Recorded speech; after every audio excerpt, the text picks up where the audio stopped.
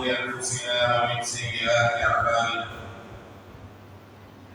من يهده الله فلا مضل له ومن يضلل فلا هادي له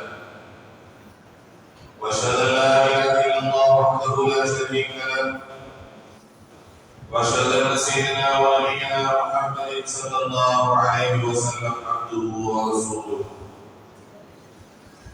يا أيها الذين آمنوا اتقوا الله حق تقاته ولا تموتن إلا وأنتم مسلمون يا أيها الناس اتقوا ربكم الذي خلقكم من نفس واحدة وخلق منها زوجها وبث منهما رجالا كثيرا ونساء واتقوا الله الذي تساءلون به والأرحام إن الله كان عليكم رقيبا يا أيها الذين آمنوا اتقوا الله وقولوا قولا سديدا يصلح لكم أعمالكم ويغفر لكم ذنوبكم ومن يطع الله ورسوله فقد فاز فوزا عظيما أما بعد فإن أحسن الحديث كتاب الله وخير الهدي هدي محمد صلى الله عليه وسلم وشر الأمور محدثاتها وكل محدثة بدعة وكل بدعة ضلالة وكل ضلالة في النار فقد قال الله تعالى في كلامه الكريم أعوذ بالله من الشيطان الرجيم والسابقون الأولون من المهاجرين والأنصار والذين اتبعوهم بإحسان رضي الله عنهم ورضوا عنه أعد الله لهم جنات تجري تحتها الأنهار خالدين فيها ذلك الفوز العظيم. கண்ணியத்துக்குரிய எல்லாம் வல்ல அல்லாஹ்வின் நல்லடியார்களே, அன்பார்ந்த சகோதரர்களே, சகோதரிகளே, சஹாபாக்கள் அவர்களில் ஒவ்வொருவரும் இந்த மார்க்கத்தின் தூண்களாவார்கள். காரணம் என்னவென்றால் அல்லாஹ்வுடைய கலிமாவை இந்த உலகத்தில் நிலைநிறுத்துவதற்காக நபிகள் நாயகம் ஸல்லல்லாஹு அலைஹி வஸல்லம் அவர்களின் சுன்னாவை இந்த உலகத்தில் நிறைவேறச் செய்வதற்காக அல்லாஹ்வுடைய சட்டதிட்டங்களை இந்த உலகத்தில் நடைமுறைப்படுத்துவதற்காக தியாகங்களில் என்னென்ன வகைகள் எல்லாம் இருக்கிறதோ அத்தனை வகையான தியாகங்களையும் அர்ப்பணிப்புகளையும் செய்தவர்கள் சஹாபா. அவர்கள் செய்த தியாகங்கள், அவர்கள் செய்த அர்ப்பணிப்புகள் யாரால் ஒப்புக்கொள்ளப்பட வேண்டுமோ அந்த அல்லாஹ் அந்த சஹாபாக்களின் பெரும்பாலானோர் உயிரோடு இருக்கின்ற போது நீங்கள் செய்த நல்ல காரியங்கள், நீங்கள் செய்த தியாகங்கள், நீங்கள் செய்த அர்ப்பணிப்புகள் என்னால் ஒப்புக்கொள்ளப்பட்டு விட்டது என்று அல்லாஹ் சார்ந்து வகைப்பட்டவர்கள் தான் சஹாபாக்கள். எந்த அளவுக்கு அல்லாஹ் சொல்கிறான் என்று சொன்னால், வயின் ஆமனு பிமிஸ்லி மா ஆமன்தும் பி, இந்த உலகில் உள்ளவர்கள் உங்கள் அல்லாத மற்ற எல்லா மக்களும் நீங்கள் எவ்வாறு ஈமான் கொண்டிருக்கிறீர்களோ அதை போன்று அவர்களும் ஈமான் கொண்டார் பதவித்ததோ அவர்கள் நேர்வழிக்கு வந்து விடுவார்கள் என்று அல்லாஹ்வினால் போற்றி புகழப்படுகின்றவர்கள் தான் அவருடைய சஹாபாக்கள். அந்த சஹாபாக்களில் அல்லாஹ்வுடைய மார்க்கத்திற்கு உயிரை கொடுக்க வேண்டும் என்றார் அதில் எந்த சஹாபாக்களும்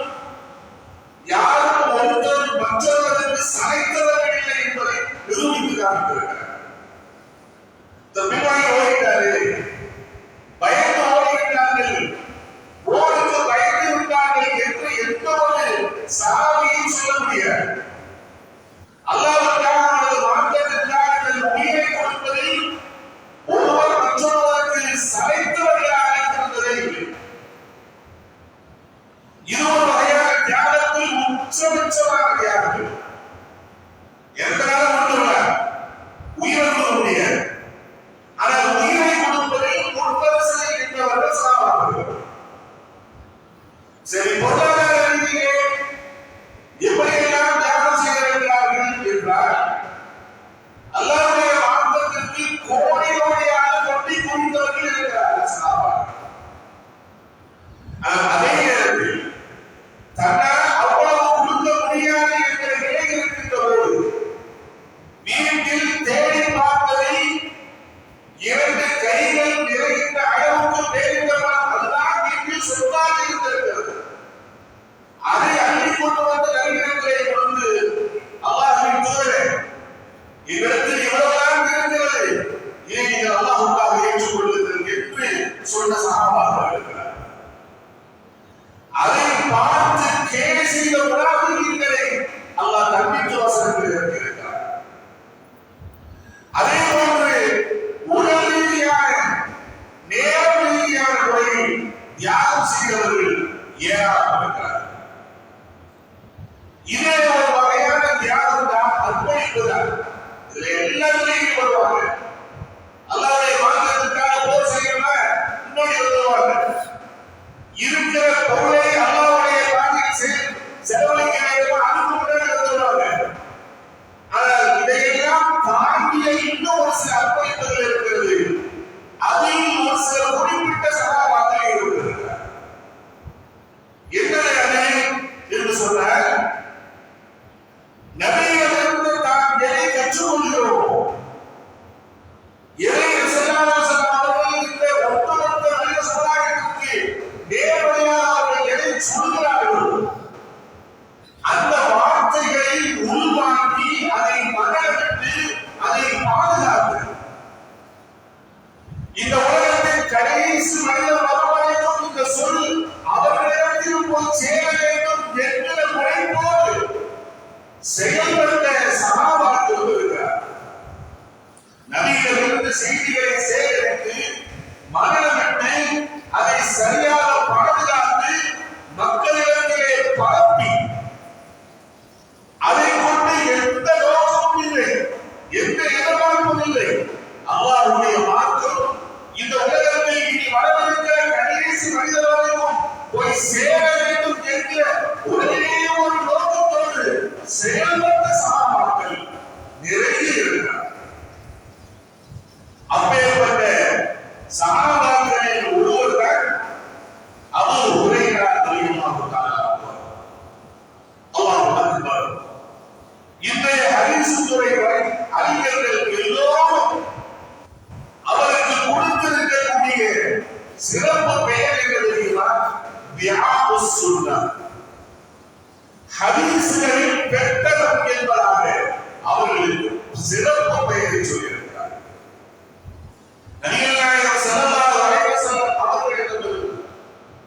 அவர்கள் சொன்ன ஒவ்வொரு சொல்லையும் செயலையும் அவர்கள் அங்கீகரித்த விஷயங்களை கொஞ்சமும் முன்பின் குறையில்லாத அத்துணை விஷயங்களை இந்த சமூகத்திடத்தில் ஒப்படைத்த ஒரு உன்னத மனிதர் தான் அபூ ஹுரைரா ரலியல்லாஹு அன்ஹு.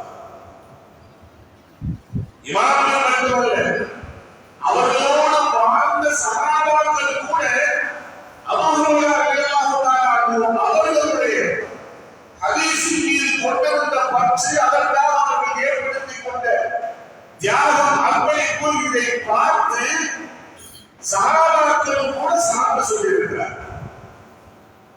என்ன சொல்லியிருக்கிறார்கள்? அப்துல்லாஹ் இப்னு உமர் ரலியல்லாஹு அன்ஹு அவர்கள் சொன்னார், அந்த அபூ ஹுரைரா கைரும் மின்னி.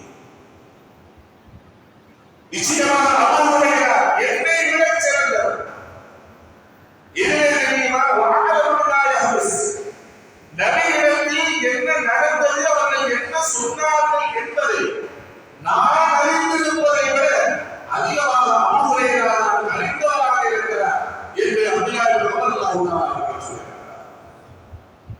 அஷரத்துல் முபஷ்ஷரா, சொர்க்கத்தை கொண்ட நன்மாராயம் சொல்லப்பட்ட சஹாபாக்களில் ஒருவர் தல்ஹா இப்னு உபைதுல்லாஹ். அந்த சஹாபியை பார்த்து ஸல்லல்லாஹு அலைஹி வஸல்லம் சொன்னாங்க,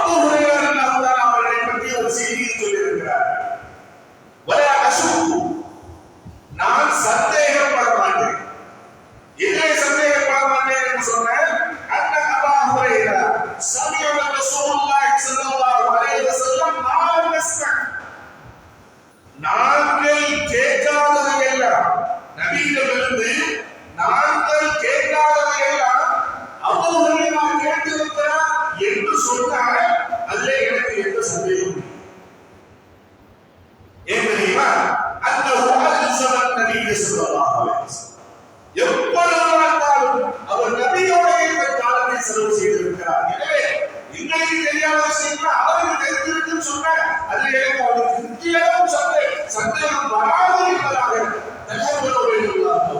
சொல்லியிருக்கிறார். அபூஸ்திகளாக சாப்பிட்டிருக்கிறார், உமர்லாக சாப்பிட்டிருக்கிறார், உமையவர்கள் சாப்பிட்டிருக்கிறார்கள். நபியிடமிருந்து எங்களுக்கு தெரியாத விஷயங்கள் எல்லாம் அபூ ஹுரைராவுக்கு தெரியும் என்று சொல்லுகின்ற அளவுக்கு நபியினுடைய சொல்லை கேட்பதிலும் அதை பாதுகாப்பதிலும் அதை வளர செய்வதிலும் அதிகப்படியான ஆர்வம் கொண்டவர்களாக அர்ப்பணிப்பு செய்தவர்களாக இருந்த ஒரு சஹாபிதான் அபூ ஹுரைரா. இவருடைய ஒட்டுமொத்த வாழ்க்கை வரலாற்றையும் சொல்வதற்கான நேரங்கள் என்பதுதான் ஹதீஸுடைய விஷயத்தில் அவர்கள் எந்த அளவுக்கு ஈடுபாடோடு இருந்திருக்கிறார்கள் என்பதை பற்றிய ஒரு பகுதியில் மட்டும் ஒரு சில வரலாற்று நிகழ்வுகளை மட்டும் உங்களுடைய நினைவுக்கு நான் கொண்டு வருகிறேன். யமன் தேசத்தில் அத்தூசி என்கிற குடும்பத்தில் நபிகள் நாயகம் ஸல்லல்லாஹு அலைஹி வஸல்லம் அவர்கள் மக்காவில் இருந்து மதீனாவுக்கு ஹிஜ்ரத் செய்வதற்கு 21 ஆண்டுகளுக்கு முன்பாக, அதாவது நபி ஸல்லல்லாஹு அலைஹி வஸல்லம் அவர்களுக்கு நபித்துவம் கிடைப்பதற்கு 8 ஆண்டுகளுக்கு முன்பாக யமன் தேசத்தில் பிறந்தவர்கள் தான் அபூ ஹுரைரா. அவர்களுடைய தந்தையின் பெயர் ஸஹ்ர், அவர்களது தாயாரின் பெயர் மைமூனா என்று பதிவு செய்யப்பட்டிருக்கிறது. இன்னொரு சில அறிவிப்புகளில் உமைமா என்று பதிவு செய்யப்பட்டிருக்கிறது. இவர்கள் பிறக்கின்ற பொழுதே தந்தை இறந்தவர்களாகத்தான் பிறக்கிறார், அனாதையாகத்தான் வளர்கிறார். ஆனால் அன்னை உமைமா தன்னுடைய மகனை ஒழுக்க சீராக வளர்க்க வேண்டும் என்பதில் உறுதிப்பாடாக இருந்தவர்கள். எனவே சிறுவயதிலிருந்து ஒழுக்கம், அடக்கம், பொறுமை, எது எடுத்தாலும் அதை மிக சரியாக செய்ய வேண்டும் என்கிற சிந்தனை இதையெல்லாம் ஊட்டி வளர்த்திருக்கிறார்கள் தன்னுடைய மகன். நபிகள் நாயகம் ஸல்லல்லாஹு அலைஹி வஸல்லம் அவர்களுக்கு நபித்துவம் கிடைத்த 7ஆம் ஆண்டு இந்த தூசி என்கிற கிளையார்களுக்கு தலைவராக இருந்தார்.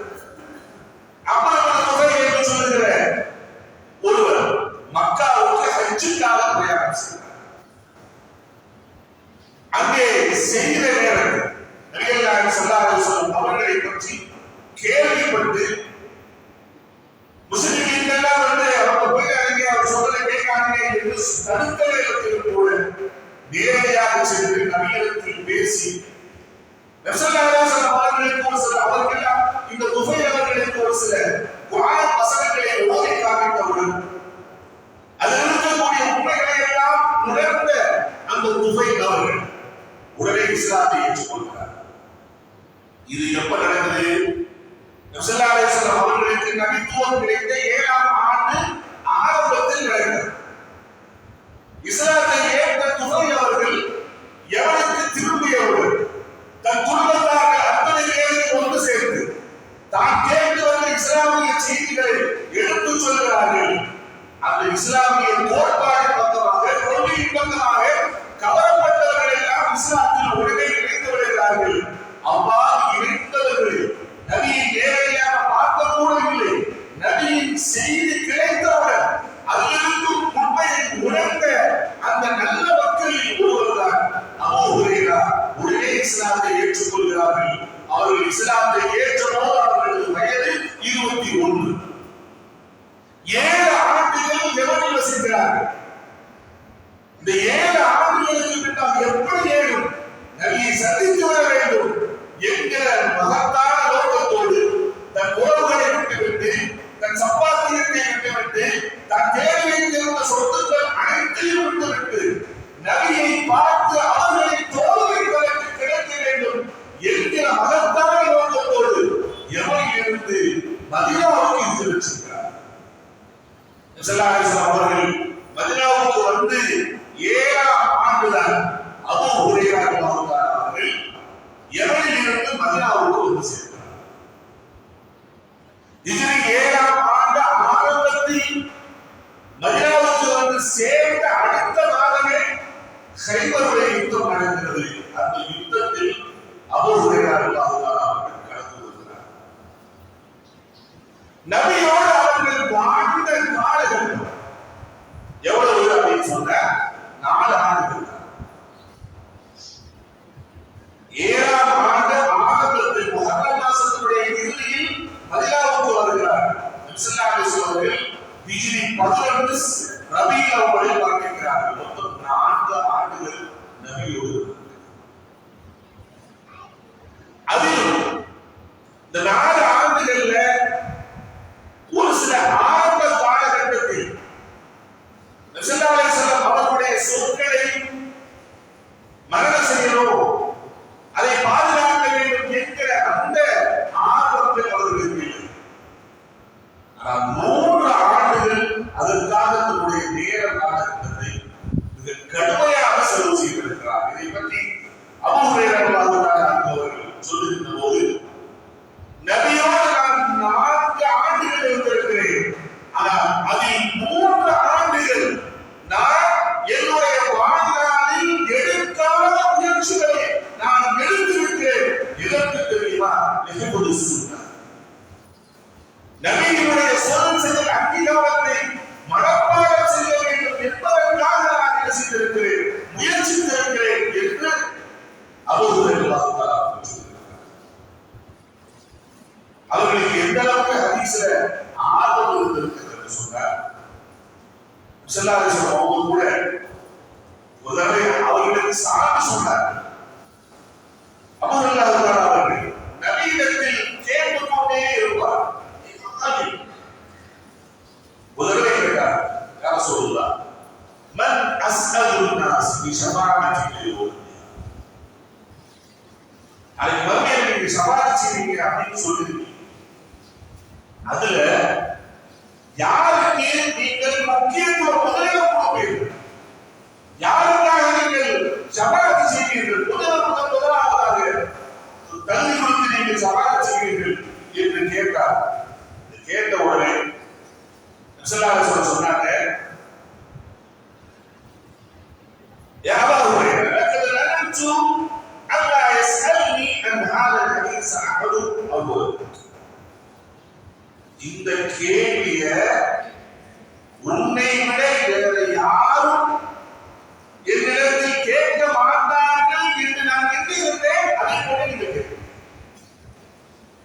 எத்தனை சார் 1000 பேர் சஹாபாக்கள் இருக்கிறார். இந்த கேள்வியை ரசூலுல்லாஹ் எதிர்பார்த்து கொண்டே இருக்கிறார். யார் கேட்பா? ஆனா என் மனசுல ஒன்று தோணுச்சு, இந்த கேள்வியை கேட்பதாக இருந்தால் அபூ ஹுரைராவை நீங்கள் தான் இடத்தில் கேட்பீர்கள் என்று நான் நம்பி இருந்தேன். அதை போல நீங்கள் தான் முதலில் கேட்கிறீர்கள். ஏன் தெரியுமா? லிமா ரஅய்துக ஹுஸ்ஸின் என்னுடைய சொற்களின் மீது உனக்கு இருக்கிற மிகப்பெரிய பேராசை, அந்த ஆசையின் பெயராகத்தான் நீங்கள் தான் இதை கேட்பீர்கள் என்பதாக நான் நினைத்திருந்தேன். நீங்கள் கேட்கிறீர்கள் என்று சொல்லிவிட்டு ஸல்லல்லாஹு அலைஹி வஸல்லம் சொன்னாங்க, நாளைக்கு மறுமையில் என்னுடைய ஷஃபாஅத்தை கொண்டு முதலிடம் கிடைக்கக்கூடியது மக்காலலாக இருந்தால் சாலிசல் லித்தல்பிஹி கௌஸ். இந்த உள்ளத்தால் மன தூய்மையோடு யாரெல்லாம் லா இலாஹ இல்லல்லாஹ் என்று சொல்லியிருக்கிறார்களோ அத்துணை பேருக்கு என்னுடைய ஷஃபாஅத் கிடைக்கும் என்பதாக ஸல்லல்லாஹு அலைஹி வஸல்லம் அவர்கள் பதில் கூறியிருக்கிறார்கள் என்ற செய்தி புகாரியில் இடம்பெற்றிருக்கிறது. அன்பார்ந்த சகோதரர்களே, ஒரு ஊர்ல இருந்து இன்னொரு ஊருக்கு எல்லாத்தையும் விட்டு வந்துட்டோம்னா முதலாவது அவருடைய சிந்தனையில இருந்த தூரம் அந்த ஊர்ல கத்துவோம். எனக்கு இருக்கிறது ஒரு இடம், சாப்பிடுறதுக்கு சாப்பாடு, என் மகன் நான் ஓடுறது, எனக்கு கொடுக்குறதுக்கு உணவு, இது ஒரு அடிப்படை. இது எல்லா மனிதர்களுக்கும் இயல்பாக ஏற்படக்கூடிய ஒன்று. அபூ ஹுரைரா அவர்கள் எவனில் இருந்து வருகின்ற போது இருந்த சொத்துக்களை எல்லாம் கொண்டு வரவில்லை, உடுத்திய ஆடையோடு மட்டும்தான் அந்த மதீனாவை சேர்க்கிறார். சேர்ந்த அவர்களுக்கு ஸல்லல்லாஹு அலைஹி வஸல்லம் அவர்கள் மக்காவிலிருந்து மதீனாவுக்கு ஹிஜ்ரத் பண்ணிய சஹாபாக்கள் மதீனாவில் இருந்த சஹாபாக்களோடு சகோதரத்துவத்தை இணைத்து விட்டார்கள். இவரோடு இருந்து கொள்ளுங்கள், இவரோடு இணைந்து கொள்ளுங்கள் என்று சொன்னார்கள். காரணம் என்ன? வாழ்க்கை நிலவு யாருமே கையேந்திரக்கூடாது. அன்றாட தேவைகளை நிறைவு செய்து கொள்ள வேண்டும் என்றால் ஒருவர் மற்றும் ஒருவர் இணைத்து விட்டு விட வேண்டும் என்று இணைத்து விட்டிருக்கிறார்.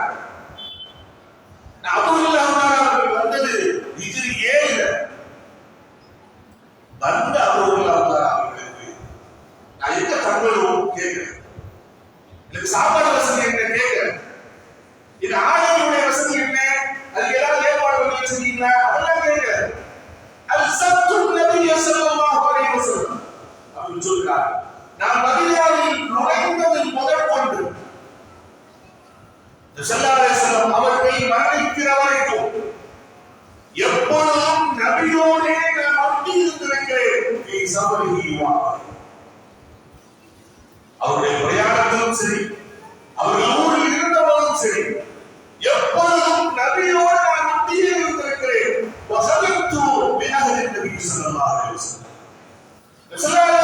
அவருடைய குடும்பத்தவர்களுக்கு நான் பணிவிடை செய்திருக்கிறேன். இதெல்லாம் எதற்கு தெரியுமா? எப்பொழுது நவீனமிருந்து என்ன செய்திகள் வரும் அதை நாம் சேகரித்துக் கொள்வோம் என்கிற இந்த இழப்போடு ஒரு சில நேரங்களில் எனக்கு பசி ஏற்படுகிறது. என்னுடைய பசியை நான் எப்படி நீக்கிக் கொள்வேன்? சிலாசனம் தான் சாப்பிடுவேன், இல்லாட்டி பசி வருது. இதுதான் நம்முடைய நிலைப்பாடு. என்னங்க உங்களை நம்பி வந்தோமே, இல்லை இப்படி பசியில விட்டீங்க, அதெல்லாம் கேட்கல. அதையெல்லாம் தாண்டி அவர்களுக்கு என்ன இலக்கு இருந்தது என்று சொன்னால், நபியிடமிருந்து செய்திகளை கேட்க வேண்டும் என்கிற இலக்கு மட்டும்தான். நபி கொடுத்தால் சாப்பிடுவேன், இல்லாவிட்டால் பசியோடு. இதுதான் அவர்களுடைய இலக்கு. இதை பற்றி அவர்கள் சொல்லுகின்ற போது அவர்கள் ஒருவரை வருகிறார், வந்து ஒரு விஷயத்தை முறையிடுகிறார். யார் சொல்ல, எனக்கு பசியா இருக்கு, எனக்கு சாப்பாடு கொடுங்க, இல்லை எனக்கு கொடுத்தவனுக்கு உடை இல்லை, அதை கொடுங்க அப்படின்னு கேட்காங்க. அது இல்லை, ரொம்ப கவலையோடு வருகிறார். ஏன் இவ்வளவு கவலையோடு? அவங்க சொன்னாங்க, யார சொல்லுவாங்க, உங்களிடம் எழுதுகிறார் செய்திகளை கேட்கிறேன், ஆனால் அவைகளை நான் மரணமும் செய்து விடுகிறேன். ஆனால் அவைகள் என்னை விட்டு மறந்து போய் விடுகிறது. நான் என்ன செய்து விடுகிறேன்? சாப்பாடு கேட்கல, ட்ரெஸ் கேட்கல, வசதிகள். அவர்களுக்கு இருந்த கவலை என்ன? நான் மரணம் செய்கிற ஹதீஸ்கள் என்னை விட்டு மறந்து போய் விடுகிறது. நபியை இல்லாமல் இருப்பவர்களுக்கு என்ன செய்ய வேண்டும் அதை செய்யுங்கள் சொன்னார்கள். அவர்களுக்கு சொன்னாங்க, ஒரு சிறிதா மேலே போடுவது துண்டை விரிக்கின்றன. உடனே என்னுடைய மேலே போடுவது துண்டை எடுத்து இப்படி விரித்து அவர்களுடைய 2 கரங்களால் எதையோ அள்ளி போடுவதை போட்டு அள்ளி என்னுடைய துண்டிலே போட்டார். போட்டதற்கு பின்பாக சொன்னார்கள், இதை உங்களுடைய நெஞ்சோடு அணைத்துக் கொள் என்று சொன்னார். அதை நான் என் நெஞ்சோடு நான் அணைத்துக் கொள்கிறேன் சொல்கிறார். அதற்கு பின்னால் அதுக்கு பின்னாடி நபியிடமிருந்து கேட்ட எந்த செய்திகளும் நான் மறப்பதே இல்லை. அது அப்பேற்பட்ட ஒரு வாக்கியத்தை அல்லாஹ் எனக்கு கொடுத்து விட்டார் என்று அவர்கள் சொல்லியிருக்கிறார். அவர்களுக்கு என்ன கவலை இருக்கு? நபியின் செய்தியை சேகரிக்க வேண்டும் என்கிற கவலை. இதே போன்று இன்னொரு நிகழ்வு நடந்திருக்கிறது. அவர்கள் மஸ்ஜித் நபவியில் உட்கார்ந்து இருக்கிறார்கள். அங்கே அபூ ஹுரைரா அவர்கள் கூட அமர்ந்திருக்கிறார்கள். ஒரு சில அஸ்ஹாபு சுஃபாக்கள் அவர்கள் அந்த நேரத்தில் சொன்னார்கள், மன் யர்சுதரிலாஹு ஹத்தா அக்தி மதலத். நான் இப்பொழுது ஒரு சில செய்திகளை சொல்லப் போகிறேன். அதுவரைக்கும் தன்னுடைய துண்டை உங்களில் யார் விரித்திருக்க போகிறார், விரித்துக் கொள்ளுங்கள். நான் பேசி முடித்ததற்கு பின்பாக அதை எடுத்து உங்களை நெஞ்சோடு அணைத்துக் கொள்ளுங்கள்.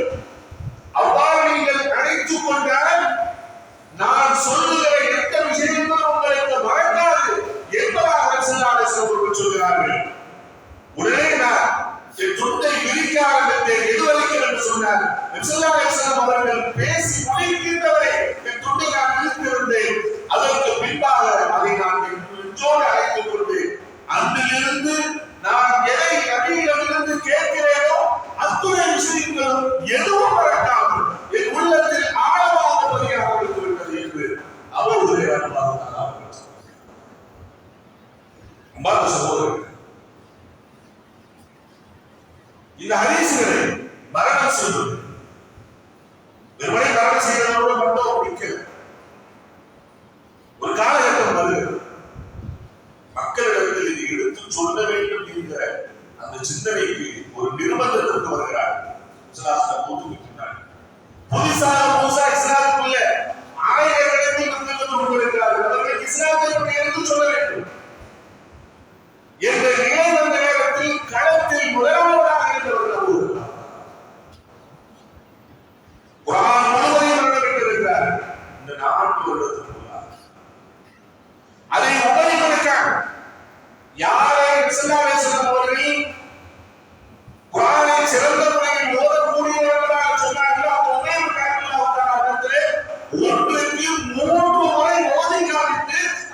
எதிர்பார்த்திருக்கக்கூடியவர்கள் குர்ஆனை மரணம் செய்வதோடு மட்டுமல்லாமல் நபியிடமிருந்து தான் வந்ததற்கு பின்னால் எதெல்லாம் அவர்கள் செய்தார்களோ அதை மட்டும் அவர்கள் கேட்டு நிற்பாட்டி விடவில்லை.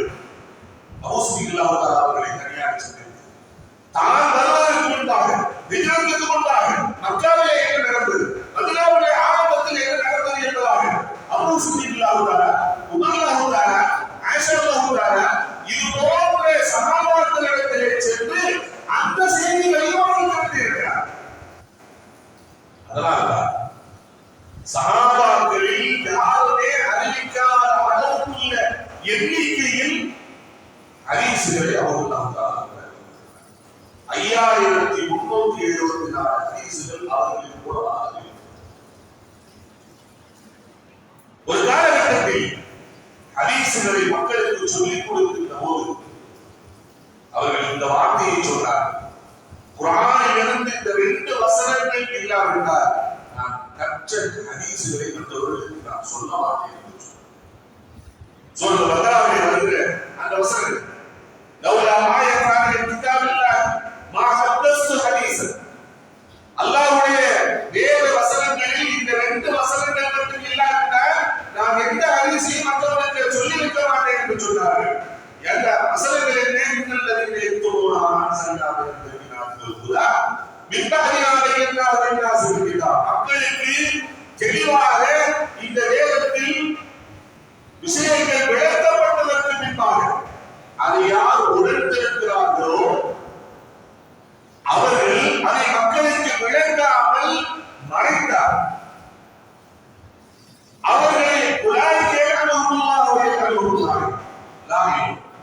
அவர்களை அல்லாஹ் சபிக்கிறார், சபிக்கின்ற வழக்குமார்களும் சபிக்கின்றார்கள் என்று அல்லாஹ் சுப்ஹானஹு வ தஆலா சொல்கிறார்.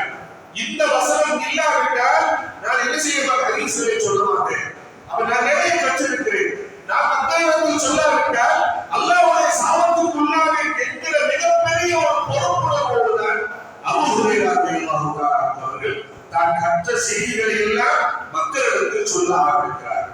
ஒரு காலகட்டம் வருகிறது. பின்னால் வந்த தாவீன்கள், பின்னால் வந்த மூசா இஸ்ஸாவுல் அல்லாஹ்வுல ஆச்சரியப்படுறாங்க. என்ன ஆச்சரியப்படுறாங்கன்னா,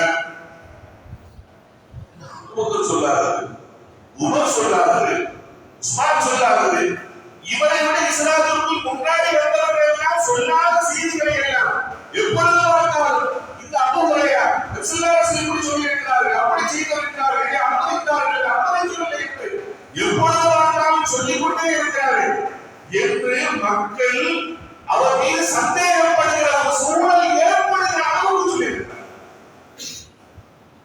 ஒரு நேரத்தில் அபூ ஹுரைரா ரலியல்லாஹு தஆலா அவர்கள் அவ்வாறு சந்தேகப்பட்டு பேசிய மக்களை எல்லாம் ஒன்று கூட்டி ஒரு செய்தி சொன்னார். இன்னக்கும் தஸஅமூன அன்ன அபூ ஹுரைரா யக்ஸுரு ஹதீஸன் அலா ரசூலுல்லாஹ். எப்ப பார்த்தாலும் இஸ்லாம் இந்த அபூ ஹுரைரா நிறைய ஹதீஸை அடிச்சு விட்டுருக்காரு, நீங்க நினைச்சிட்டு இருக்கீங்க. இது என்ன தெரியுமா? இது என் மீது நான் கொண்டு பொறுப்பு, எனக்கு பொறுப்பு இருக்கு. நீங்கள் நினைப்பீர்கள் அவர்கள் எல்லாம் சொல்லாத உங்களுக்கு எப்படி நினைக்க வைப்பார்கள்? நீங்கள் கேட்கலாம். அறிந்து கொள்ளுங்கள், இன்னி குன்து இம்ரஅன் மிஸ்கீனன், நான் மிக பெரும் ஏழ்மையான ஒரு மனுஷனாக இருக்கிறேன். இருந்து நான் என்ன பண்ணேன் தெரியுமா? அல்சல ரசூலுல்லாஹி ஸல்லல்லாஹு அலைஹி வஸல்லம் வயது நிரப்படும், அவ்வளவுதான். எந்த தேவையில்லை. அதுக்கு நான் யாரை எதிர்பார்த்திருந்தேன் தெரியுமா? நபியை மட்டும்தான் எதிர்பார்த்திருந்தேன், வேற எந்த சோர்ஸையும் எதிர்பார்க்கிறேன். ஆனால் அந்த நேரத்தில் வகாலல் முஹாஜிரூன் யஸ்ஹிது முஸ்தஃபில் அஸ்லாம், அவர்கள் முஹாஜிரீன்கள் கடைவீதிகளிலே வியாபாரத்தில் ஈடுபட்டுக் கொண்டிருந்தார்கள். அன்சாரிகள் தங்களுக்கு இருந்த தோட்டங்களில் விவசாயத்தில் ஈடுபட்டுக் கொண்டிருந்தார்கள். நான் எந்த வியாபாரத்திலும் ஈடுபடவில்லை, நான் எந்த விவசாயத்திலும் ஈடுபடவில்லை. நான் ஈடுபட்டது நபியின் ஹதீஸுகளை சேகரிப்பது மட்டும்தான். நான் ஈடுபட்டிருந்தேன், நபியோடு நான் இருந்தது அதற்காக மட்டும்தான் இருந்தேன். எனவேதான் அவர்கள் அறியாததை நான் அறிந்து அதை நான் மனதில் இருக்கிறேன். அந்த செய்தியை சொல்ல வேண்டிய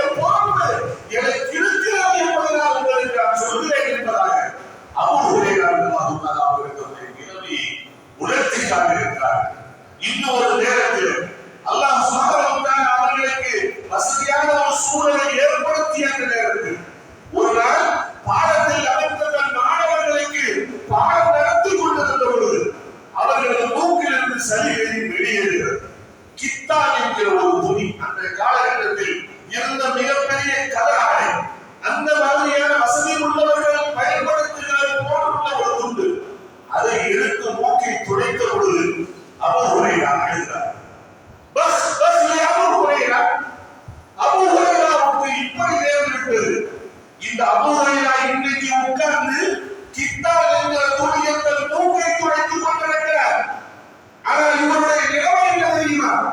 நபியுடைய காலத்தில் நபி ஸல்லல்லாஹு அலைஹி வஸல்லம் அவர்கள் உயிரோடு இருந்த அந்த நேரத்தில், நபியோடு இருந்த அந்த காலகட்டத்தில் நபியினுடைய நிற்பதற்கும் ஆயிஷா ரலியல்லாஹு அன்ஹா வீட்டுக்கு இடையிலே பசியினால் நான் புரண்ட காலங்கள் இருக்கிறது. புரண்டிருக்கிறேன், முடங்கி இருக்கிறேன், மயக்கமுற்று கீழே விழுந்திருக்கிறேன். நான் மயக்கமுற்று விழுந்து பசியின் காரணமாக முடங்கிக் கொண்டிருப்பதை பார்த்த சஹாபாக்கள் எனக்கு பைத்தியம் பிடித்திருந்ததோ என்று நினைத்து என் பிறவியின் மீது காலை வைத்து மிகுந்த காலங்கள் எல்லாம் என் நினைவை விட்டு அகலவில்லை. அப்பொழுது நான் சொல்லியிருக்கிறேன், மாமி அடைந்தும் எனக்கு எந்த பைத்தியமும் இல்லை, என் பசிதான் என்னை இவ்வாறு உணரச் செய்கிறது என்றெல்லாம் நான் சொல்லியிருக்கிறேன் என்று அபூ ஹுரைரா ரலியல்லாஹு தஆலா அவர்கள் தன் மாணவர்களுக்கு சொன்ன நிகழ்வுகளை எல்லாம் நமக்கு மிக தெளிவாக தெரிகிறது. பசியும் தேவைகளும் மிக கடுமையாக இருந்த அந்த நேரத்திலும் கூட அதையெல்லாம் பொருட்படுத்தாமல் நபியிடம் இருந்து வருகிற செய்திகளை பாதுகாக்க வேண்டும் என்கிற உன்னத நோக்கத்தோடு செயல்பட்டதினால் இன்று நான் 1400 ஆண்டுகளுக்கு பின்பாக உட்கார்ந்திருக்கக்கூடிய அவர்கள் என்ன செய்தார்கள், என்ன சொன்னார்கள், எதை ஆமோதித்தார்கள், எதை மறுத்தார்கள் என்கிற செய்திகள் எல்லாம் கிடைத்ததற்கு காரணம் இது போன்ற தியாகங்கள் தான் என்பதை நம்மால் மறுக்க முடியாது. அல்லாஹ் அக்பர். அல்லாஹ் அபூ ஹுரைரா அவர்கள் ரஹ்மத் செய்வார். இந்த உலகத்தில் எங்கெல்லாம் அல்லாஹ்வை பற்றி பேசப்படுகிறோம், எங்கெல்லாம் ரசூலை பற்றி பேசப்படுகிறோம், அந்த இடத்தில் எல்லாம் அதிகமாக உச்சரிக்கப்படுகிற சஹாபாக்களின் பெயர்களில் அதிகமாக உச்சரிக்கப்படுகிற பெயராக யாருடைய பெயர் இருக்கிறது தெரியுமா? அபூ ஹுரைரா ரலியல்லாஹு தஆலா கால ரசூலுல்லாஹ் ஸல்லல்லாஹு அலைஹி வஸல்லம் இப்படி சொன்னார்கள் என்று அபூ ஹுரைரா சொல்லியிருக்கிறார். நபி ஸல்லல்லாஹு அலைஹி வஸல்லம் அவர்கள் இப்படி சொல்வதை நான் கேட்டிருக்கிறேன் என்று அபூ ஹுரைரா சொல்லியிருக்கிறார் என்று அபூ ஹுரைரா என்று எப்பொழுது பார்த்தாலும் ஹதீஸுடைய பாடம் நடத்தப்படுகிற இடங்களில், மார்க்கத்தை பற்றி சொல்லப்படுகிற இடங்களில் நீக்க முடியாத ஒரு பெயராக இன்று வரைக்கும் அபூ ஹுரைராவுடைய பெயர் நிலைத்திருப்பதற்குள்ள காரணம் அவர்கள் நபியினுடைய சொல்லை பாதுகாப்பதில் ஏற்படுத்திக் கொண்ட முயற்சி அர்ப்பணிப்புதான் என்பதை நம்மால் மறுக்க முடியாத சகோதரர்களே. அல்லாஹ் சுப்ஹானஹு வ தஆலா அந்த அபூர்வ சஹாபாக்களுடைய மகத்தான அர்ப்பணிப்பின் மூலமாக இருந்தார். இன்று நபியின் ஹதீஸ்கள் எந்த களங்கமும் இல்லாமல் 1400 ஆண்டுகளுக்கு பின்பாக நேற்று நபி இந்த இடத்தில் உட்கார்ந்து ஒரு செய்தியை சொல்லியிருந்தால் அந்த செய்தி எப்படி எனக்கு எந்த களங்கமும் இல்லாமல் கிடைத்திருக்குமோ அதுபோன்று பரிசுத்தமாக எந்த விதமான கலப்படமும் இல்லாமல் இது நம் கைக்கு கிடைத்திருப்பதற்குள்ள காரணம் இது போன்று அபூ ஹுரைரா ரலியல்லாஹு தஆலா அவர்களை போன்று நபியினுடைய ஹதீஸ்களை மரணம் செய்த மக்களுக்கு சஹாபாக்கள் பரப்பிய அந்த மகத்தான அர்ப்பணிப்புதான் நமக்கு இன்று மார்க்கம் பூரணமாக கிடைத்திருக்கிறது என்பதை நாம் உணர கடமைப்பட்டுள்ளோம். பாரக்கல்லாஹு லனா வ லக்கும் ஃபில் குர்ஆனில் ونفعنا إياكم بالآيات والذكر الحكيم إنه تعالى جواد كريم والرؤوف رحيم.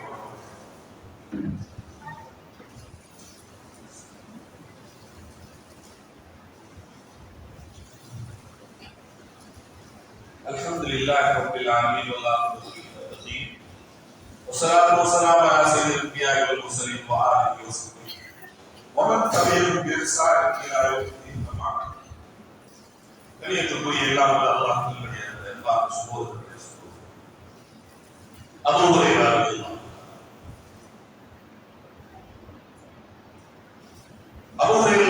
அவர்களுடைய இயற்பெயர் அப்து ஷம்ஸா இருந்தார். மதீனாவுக்கு வந்ததற்கு பின்பாக நபியினால் வைக்கப்பட்ட பெயர் அப்துல் ரஹ்மானாக இருந்தார்.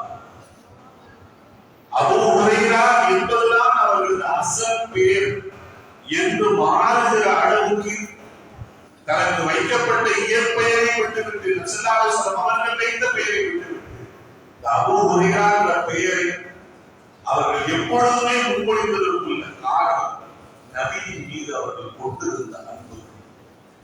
ஸல்லல்லாஹு அலைஹி வஸல்லம் அவர்கள் தான் அவர்களுக்கு ஒரு புனை பெயராக அன்த அபூ ஹுரைரா, நீ என்ன சின்ன பூனைக்குட்டி தந்தையா என்ற ஒரு இடத்தில் அவரிடத்தில் ஒரு செல்லமாக கேட்டார். அந்த பெயர் நபி இடத்தில் செல்லமாக பேசிய அந்த பெயர் தான் தனக்கு நிலைக்க வேண்டும் என்று நினைத்து அதையே அவர்கள் இப்பொழுது அந்த அபூஹுரைரா அவர்கள் ஹதீஸ் துறையில் மட்டுமல்ல வேறு பல பொறுப்புகளை ஏற்றுக்கொண்டு அதை மிக செவ்வனை செய்திருக்கிறார். நபி ஸல்லல்லாஹு அலைஹி வஸல்லம் அவர்கள் உயிரோடு இருந்த காலகட்டத்தில் ஜகாத்துடைய பொருள்கள் சதகாவுடைய பொருள்களை பாதுகாக்கும் பொறுப்பை நபி ஸல்லல்லாஹு அலைஹி வஸல்லம் அவர்கள் அபூஹுரைரா அதை மிக சரியாக செய்திருக்கிறார். அதே போன்று பஹ்ரைன் நாடு இஸ்லாமியருடைய கைவசம் வந்ததற்கு பின்பாக அலா இப்னு ஹதுரமி அவர்களை பஹ்ரைனுக்கு கவர்னராக அனுப்பியபோது அந்த நாட்டில் முஅத்தினாக நீங்கள் இருக்க வேண்டும் என்று நபியினால் அனுப்பப்பட்டவர்கள் அபூ ஹுரைரா. ஸல்லல்லாஹு அலைஹி வஸல்லம் அவர்கள் ஹதீஸ்களை மனப்பாடம் செய்வதோடு வெறுமனே பள்ளிவாசலில் மட்டும் அவர்கள் அமர்ந்திருக்கிறார்களா? இஸ்லாம் மதீனாவுக்கு வந்த மறுநாளே நடந்த கைபர் போரிலே அவர்கள் கலந்திருக்கிறார். ஃபதஹ் மக்காவிலே கலந்திருக்கிறார். அபூபக்கர் சித்திக் ரலியல்லாஹு தஆலா அவருடைய காலகட்டத்தில் நபி ஸல்லல்லாஹு அலைஹி வஸல்லம் மரணத்திற்கு பின்பாக இஸ்லாத்தை விட்டு வெளியேறுவதற்கு எதிரான முறையில் நடந்த அந்த போரில் அனைத்திலும் கலந்திருக்கிறார். பாரசீக நாட்டை கைப்பற்றுவதற்காக அனுப்பப்பட்ட அந்த போர்ப்படை வீரராக அபூ ஹுரைரா ரலியல்லாஹு தஆலா இதோடு உமர் ரலியல்லாஹு தஆலா ஆட்சி காலகட்டத்தில் மிகவும் கட்டாயப்படுத்தி உமர் ரலியல்லாஹு தஆலா அவர்களுக்கு ஒரு பொறுப்பை கொடுத்தார்கள். பஹ்ரைனுக்கு நீங்கள் கவர்னராக இருங்கள் என்பதாக ஒரு ஆண்டு மட்டும்தான் இருந்தார். மறு ஆண்டுக்கு ஒரு கொடுத்தார். வருகின்ற போது அவரிடத்திலே ஒரு 10,000 தீனார் இருந்தது. அதை உமர் ரலியல்லாஹு தஆலா அவர்களை நான் என்ன கொண்டு வந்திருக்கோம்னு சொல்லிட்டார். ஆனா உமர் அதை கேட்டது தெரியுமா, உங்களுக்கு எப்படி இந்த 10,000 தீனார் வந்துச்சு? சந்தேகம் எதிரிகள் சந்தேகப்படுகிறீர்களா? உங்களுக்கு எப்படி 10,000 தீனார் உங்க கைக்குள்ள வந்துச்சு? வந்த விதத்தை அது எவ்வாறு ஹலாலாக நாம் சம்பாதித்தோம் என்கிற அந்த விஷயத்தை அபூ ஹுரைரா உமர் ரலியல்லாஹு தஆலா அவர்களுக்கு முன்பாக எடுத்துரைத்தார். உமர் ரலியல்லாஹு தஆலா அவர்கள் சொன்னார், அபூ ஹுரைரா, உங்கள் மீது சந்தேகம் இல்லை, மக்களுக்கு இது தெளிவுபட வேண்டும். உங்களிடத்தில் இருப்பது ஹலாலான பொருள்தான் என்பது தெளிவுபட வேண்டும் என்பதற்காக கேட்டேன் என்று சொல்லிவிட்டு நீங்கள் மீண்டும் பஹ்ரைனுக்கு கவர்னராக திரும்புங்கள் என்று சொன்னார்கள். நான் கவர்னராக இருப்பதற்கு நான் விரும்பவில்லை. நபியின் சொல்லை மக்களிடத்தில் பரப்ப வேண்டும் என்பதை நான் விரும்புகிறேன். எனவே என்னை மதீனாவில் இருக்க சம்மதியுங்கள் என்று கவர்னராக கொடுக்கப்பட்ட பொறுப்பை தூக்கி எறிந்துவிட்டு மதீனா பள்ளியில் இருந்த மக்களுக்கு ஹதீஸ் ஓதுவதை எழுதினார். உஸ்மான் ரலியல்லாஹு தஆலா அவர்களுடைய ஆட்சி காலகட்டத்தில் இறுதி காலகட்டத்திலே கலைஞர்காரர்களுடைய உஸ்மான் ரலியல்லாஹு தஆலா அவர்களுடைய உயிருக்கு ஆபத்து ஏற்பட்ட அந்த நேரத்தில் அலி ரலியல்லாஹு தஆலா, ஹசன் ஹுசைன் ரலியல்லாஹு தஆலா அவர்களெல்லாம் உஸ்மான் ரலியல்லாஹு தஆலா அவர்களை பாதுகாக்கின்ற பொறுப்பில் இருந்த அந்த பொறுப்பில் அபூ ஹுரைரா ரலியல்லாஹு தஆலா அவர்கள். அதே போன்று ஹிஜ்ரி 40 இருந்து 41 வரை மீண்டும் மதீனாவில் அவர்கள் ஒரு கவர்னராக இருந்திருக்கிறார். இப்படியெல்லாம் இருந்த அந்த காலகட்டத்தில் அவர்களுடைய சிந்தனையில் ஓடியதெல்லாம் நான் மக்களுக்கு சொல்ல வேண்டிய பதவியை தக்க வைத்துக் கொள்ள வேண்டும் என்று ஒருவரும் அவர்கள் நினைத்தது. ஆனால்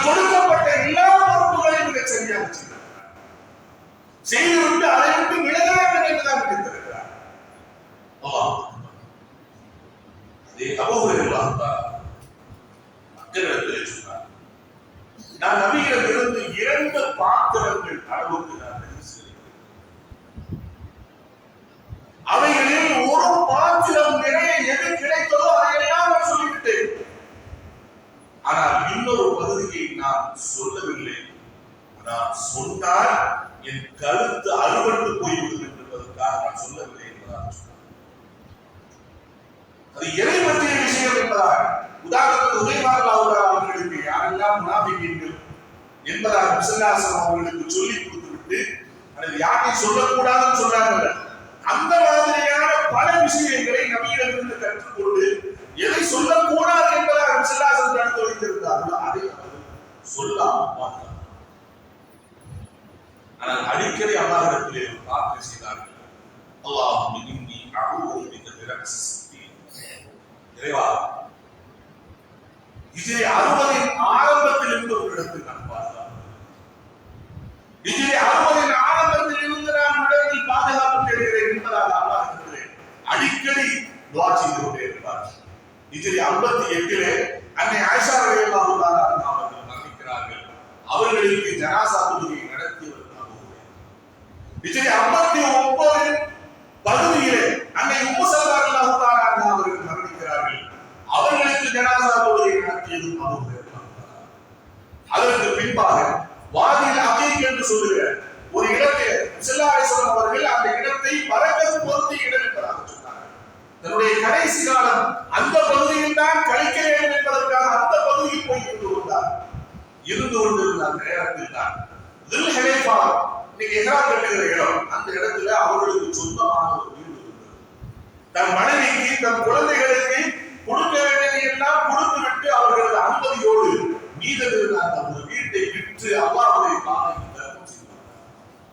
கையிலே போயது யமனில் இருந்து இந்த அபூ ஹுரைரா எப்படி வந்தீர்களோ அப்படி நான் இருக்கிறேன் என்பது அவர்கள் மகிழ்வு. 3 ஆண் குழந்தைகள், முஹர்ரிம், அப்துல் ரஹ்மான், பிலால், 3 ஆண் குழந்தைகளையும் ஹதீஸ்களை சுமக்கின்ற வெட்டர்களாக மாற்றி சென்றிருக்கிறார் அல்லாஹ். ஹிஜ்ரி 59 இறுதியில் இந்த வாதில் அகீக் என்று சொல்கிற அந்த இடத்தில் அபூ ஹுரைரா அவர்களது உடல் மஸ்ஜித் நபவிக்கு எடுத்து வரப்பட்டு வலீத் இப்னு உத்பா யார் மதீனாவுடைய கவர்னராக இருந்தாரோ அவர்களுக்கு ஜனாஸா தொழுகை நடத்தப்பட்டு அபூ ஹுரைரா அவர்கள் சஹாபாக்கள் அடக்கப்பட்டிருக்கக்கூடிய ஜன்னத்துல் பக்கீயிலே அடக்கம் செய்தார். மரணிக்கின்ற போது தன் மகனுக்கு சொல்லி கொடுத்தார், நான் மரணித்து விட்டேன் என்பதற்காக நீங்கள் இன்னும் கவலைப்படாது, அதை நினைத்து நீங்கள் கலங்க வேண்டாம். என்னுடைய ஜனாஸாவை எடுத்து செல்கின்ற பொழுது இந்த நல்ல மனம் நிறைந்த புகையை போட்டு போவாங்களே, அந்த மாதிரி எல்லாம் போட்டு போயிடாரு. என்னை வேகமாக எடுத்து சென்று அடக்கம் செய்து விடுங்கள் என்று தன் மகனிடத்திலே உபதேசம் செய்து விட்டதாக இருக்கிறார். அல்லாஹ் சகோதரர்களே, ஒரு மனிதர் மரணித்து அபூ ஹுரைரா இது தனிப்பட்ட முறையில் எடுத்து பார்த்தோம் என்று சொன்னார். யமன் தேசத்தில் இருந்து வந்த ஒரு சாதாரண மனிதர் அவங்க. ஆனால் 1000 ஆண்டுகளுக்கு பின்பாக 1400 ஆண்டுகளுக்கு பின்பாக இன்னும் அவர்கள் இந்த பெயர் நம்மினால் உச்சரிக்கப்படுவதற்கு காரணம் நபியின் சொல்லை மரணமிட்டார் என்பதில் போலர்களே, சகோதரர்களே, உங்களுக்கு நான் கேட்கிறேன். எல்லாத்துக்கும் சூறாக்கள் குர்ஆன்ல இருந்து ஒரு சில சூறாக்கள் தெரியுமா? கிடையாது. 10 சூறா தெரியும், 5 சூறா இல்லை, 20 சூறாக்கள் தெரியும். எத்தனை பேர் ஸல்லல்லாஹு அலைஹி வஸல்லம் ஹதீஸை முழுமையாக எத்தனை ஹதீஸ்களை பதில் சொல்ல அல்லாஹ் நமக்கு தேவையே இல்லை என்பதாக ஒதுக்கி வைத்திருப்போமே சகோதரர்களே. அப்படி அது ஒரு அமலே இல்லையா? ஸல்லல்லாஹு அலைஹி வஸல்லம் பிரார்த்தனை செய்தார்கள், நவ்வரல்லாஹு இர்ரஹன், அல்லாஹ் ஒரு மனிதனை செல்வதாக மாற்றி வைப்பார். சமிஅ மகாலதி ஃபவகாஹா, யாரின் சொல்லை கேட்டு அதை பாதுகாத்து மனப்பாடம் செய்து பாதுகாத்து அத்தாஹ் சொல்கிறார். அதை எப்படி கேட்டாரோ அதை அப்படியே மக்களிடத்தில் எத்தி வைத்தாரே, அவர் நன்றாக இருக்கட்டும், அல்லாஹ்வுடைய வாழ்க்கை செல்வையாக்கட்டும் என்பதாக சொன்னார்களே அந்த பிரார்த்தனை கிடைக்க வேண்டும் என்பதற்கு தான் அல்லாஹ் இருந்த வாழ்க்கை. இமாம் புகாரி, இமாம் முஸ்லிம், இமாம் திர்மிதி, இமாம் நஸீ போன்ற இருக்கக்கூடிய ஹதீஸுடைய வல்லுநர்கள் எல்லாம் லட்சக்கணக்கான ஹதீஸுகளை வரலாறு செய்துள்ள ஒரே காரணம் நபியோட துஆ கிடைக்க வேண்டும் என்பதற்காக தான் தெரிவிச்சிருக்காங்க. நமக்கு அந்த துஆ வேண்டாம், நமக்கு அந்த துஆ கிடைக்க வேண்டாம். சொல்லுங்க சகோதரர்கள், நான் நபியை பின்பற்றக்கூடியவர்கள், என் உயிரிழந்த தலைவர் எனக்கு என்ன சொல்லி இருக்கிறார் என்ற அந்த சொல்லில் இருந்து ஒரு 10 செய்திகள் கூட எனக்கு முழுமையாக தெரியாவிட்டால் நான் என்ன நபியை பின்பற்றுகிறேன், நான் என்ன நபிக்கு மதிப்பு கொடுக்கிறேன், நபியுடைய சொல்லுக்கு நான் என்ன மதிப்பு கொடுக்கிறேன், குர்ஆனுடைய சூறாக்களை கூட நான் எதற்கு வளர்ந்து பண்ணியிருக்கிறேன் தெரியுமா? தொழுகையில ஓதுவதற்கு நான் ஆரம்பிச்சிருக்கேன், அவ்வளவுதான். அது இல்லை, அதுவும் இல்லை. சகோதரர்களே, உள்ளத்தில் ஒரு உறுதி எடுத்துக்கொள்ளும். நபியுடைய சொல் அதிலிருந்து என்னால் எவ்வளவு மரணம் செய்ய முடியுமோ அவ்வளவு மரணம் செய்து அதை மக்களிடத்திலே பரப்புகின்ற பொறுப்பை நான் எடுத்துக்கொள்வேன் என்கிற உறுதிப்பாட்டை எடுத்துக்கொள்வோம். அல்லாஹ் சுப்ஹானஹு வ தஆலா இந்த மக்களுக்கெல்லாம் நபியின் சொல்லை கேட்டு அதை மரணம் செய்து பாதுகாத்து மக்களிடத்தில் பரப்புகின்ற மகத்தான ஒரு வாய்ப்பை கொடுத்தவர்களை அல்லாஹ் பொருந்திக் கொண்டார். அப்பேற்பட்ட நல்ல மக்களாக அல்லாஹ் அனைவர்களையும் ஆக்கியருவானாக. வாசல் தரவானாக. அல்ஹம்துலில்லாஹி ரப்பில் ஆலமீன்.